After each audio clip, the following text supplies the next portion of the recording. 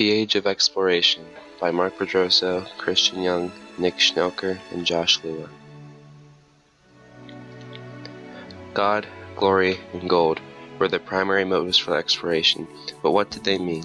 Gold refers to the search for material gain through acquiring and selling Asian spices. The Europeans were seeking to evade the heavy taxes imposed by the Ottomans in order to get their spices. The spice trade was a very valuable industry. The Europeans wanted direct control of these spices because they realized that if they got to the source themselves directly, they skipped the taxes and could sell it for more. They wanted a material gain in the form of gold. Another motive for exploration was God. It refers to the militant, crusading, and missionary tradition of Christianity, characterized in part by rivalry with Islam and hatred of non-Christian religions. Spain and Portugal wanted to convert all the heathens to Christianity, specifically Catholicism. This religious zeal was a strong motivation to start overseas voyages, and Vasco da Gama even stated that he sailed to India looking for Christians and spices. Another motive for explorers was glory. This refers to the competition between monarchies. Some kings sought to establish their claims to newly contacted territories, so as to strengthen their position in European politics. Countries were competing to conquer these new worlds in order to further their own prestige. Every country wanted some kind of edge on the others, and that edge could be found in the New World. So these were the motives for exploration, but what were the means? The 15th century saw a lot of navigational advances that supported overseas exploration. For example, the Portolani. These were charts made by medieval navigators and mathematicians. They proved details about coastal contours and distances between ports. The straight lines that show crisscrossing represent the 32 directions of the mariner's compass from a given point, with its principal lines oriented to the magnetic North Pole. Another navigational advance was the compass, which allowed navigators to determine their direction even if clouds obscured their usual astronomical cues, such as the North Star. It uses a magnetic needle that can turn freely so that it's always pointed to the North Pole of the Earth's magnetic field. Another navigational advance was the quadrant, an astronomical instrument with a graduated arc of 90 degrees for measuring altitudes of the sun and stars. This allowed explorers to measure the angles of the pole star to determine the latitude. Last but not least of the navigational advance was the new ship designs, such as the Carabel. This was a small, highly maneuverable sailing ship developed in the 15th century by the Portuguese. With the lateen sail attached, it was highly maneuverable and could sail much nearer the wind. Its speed, agility, and power made it esteemed as the best sailing vessel of its time. All of these motives and navigational advances made it possible for explorers to find new worlds. Prince Henry, nicknamed the Navigator, founded a school for seafarers in Portugal. He used his own private fortune to sponsor expeditions of discovery in the Atlantic Ocean and down the coast of Africa. These expeditions were sent to create much-needed maps of the West African coast, to defeat the Muslims, to spread Christianity, and to establish trade routes. Prince Henry helped begin the Great Age of Discovery. While the Portuguese were trying to seek access to the spice trade by sailing around Africa, the Spanish tried to get there by sailing westward across the Atlantic. This brings us to Christopher Columbus. He began his career as a navigator in the Portuguese merchant fleet, first employed as a chart maker, and then between 1477 and 1485, Columbus worked for an Italian trade company and traveled from Iceland to the Gold Coast of equatorial West Africa.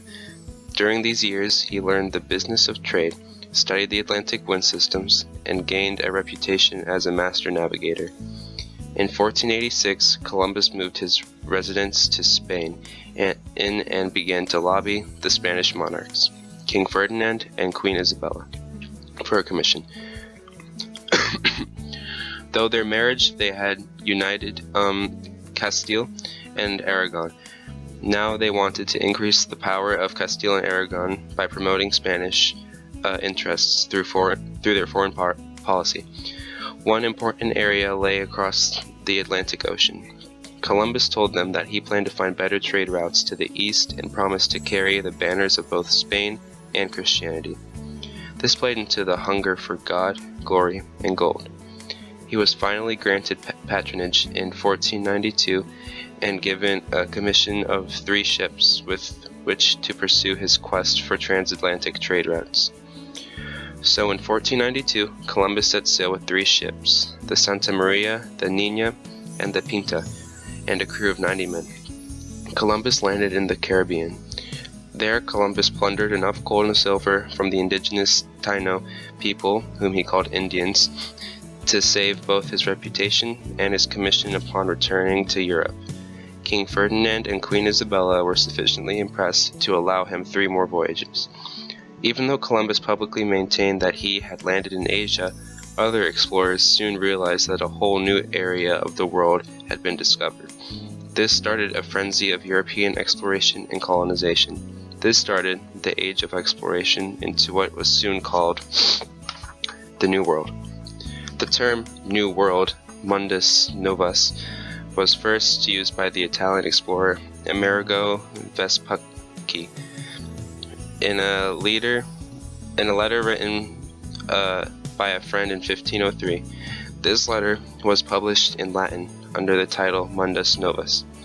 Vespucci's letter contains arguably the first explicit articulation in print of the hypothesis that the lands discovered by European navigators to the west were not the edges of Asia, as asserted by Christopher Columbus, but rather an entirely different continent, a new world.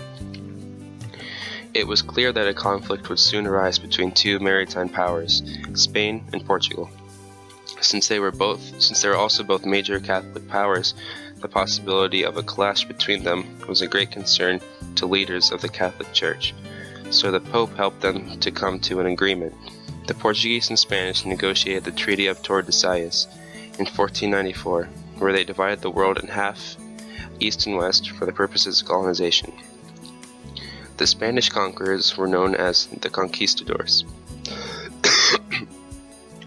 Their intention was simply to better their own lives, while expanding their religion to new territories. They were individuals motivated by greed, glory, and religious zeal, authorized by the Spanish crown but financed privately. This was considered old imperialism, trying to conquer new lands with brute force and imposing Western values, Christianity, on them. Hernando Cortez was one of the first conquistadors. His expedition landed him at Veracruz, where he encountered the Aztec Empire. He, with the help of native allies, attempted to conquer the Aztecs, but it wasn't just guns that killed many Aztecs. The conquistadors brought the smallpox to the Aztecs. On October 15, 1522, Emperor Charles V appointed him governor and captain general of New Spain, the name applied by the Spaniards to the conquered region. Another conquistador was Francisco Pizarro. He arrived at the Inca Empire in the Andes. Like Cortez, he had steel weapons, gunpowder, and cavalry. Also, like Cortez's campaign, he brought smallpox to this area of the world, and before long, Pizarro laid claim to South America.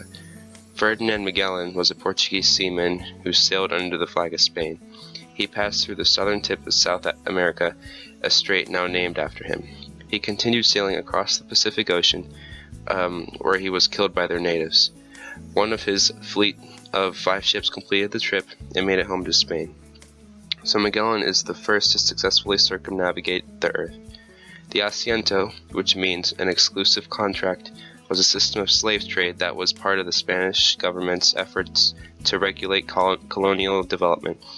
When the colonial demand for slaves could no longer be denied, the Crown granted asientos to various foreign merchants, exclusive contracts to deliver slaves to the American colonies.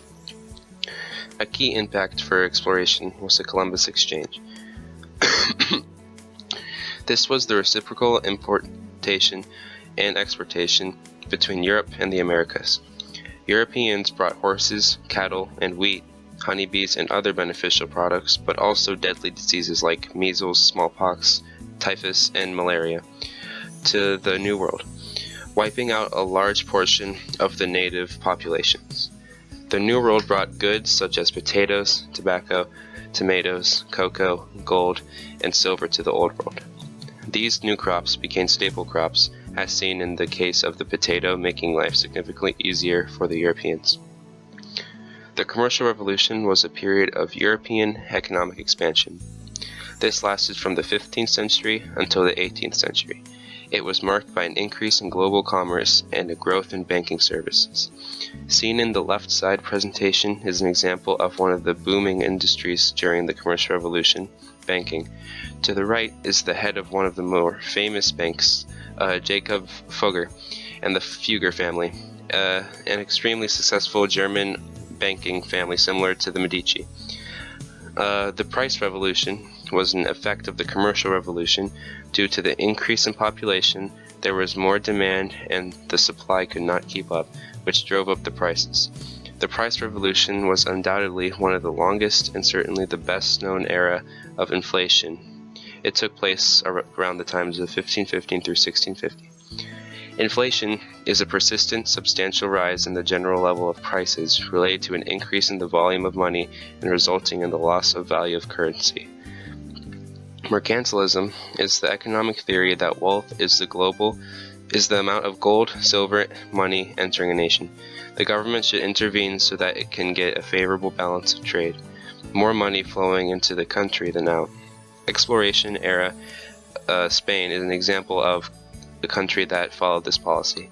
Obviously, it had its drawbacks, as the focus of bullionism caused Spain to decline on the domestic front. Witch hunts are an unfortunate side effect of the age of exploration. The price revolution caused misery among the people, and many elderly women were found begging on the streets. They were accused of being witches, which was a reason to kill them. More than 100,000 women throughout Europe were killed this way. Religious zeal also played a large part in this. And that concludes the presentation of Age of Exploration.